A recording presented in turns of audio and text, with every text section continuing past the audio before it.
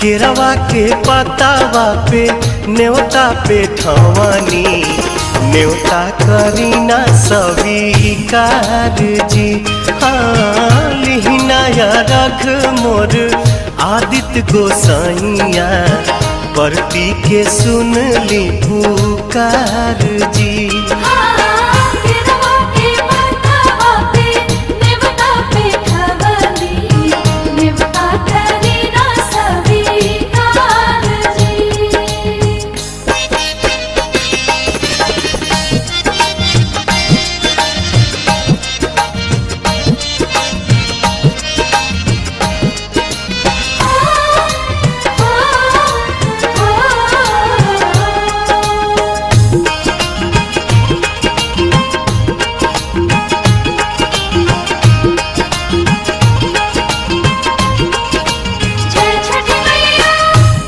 हम अरघ दुनो बेरा आदित्य तोहे सझिया फजीरे।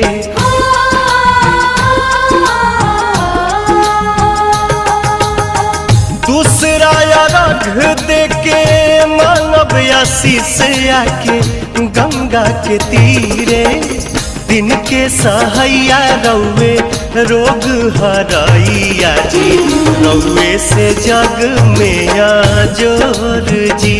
हाँ केरवा के पतावा पे न्योता पे ठवानी न्योता करीना स्वीकार जी।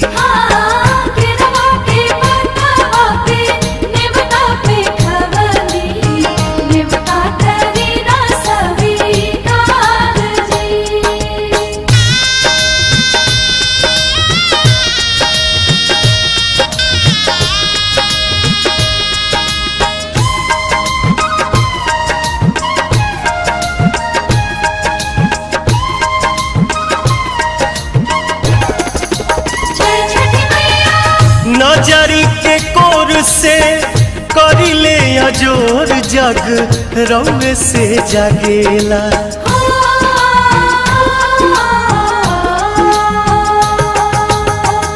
रौवे से रात होला रौवे से दिन काल चक्र चलेला।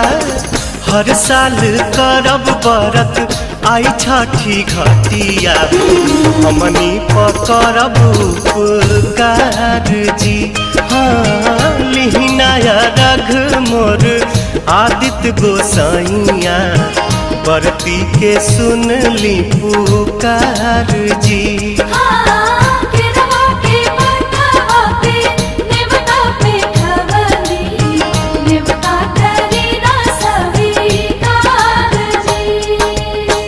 केरवा के पतावा पे न्योता पे ठवानी न्योता करीना स्वीकार जी।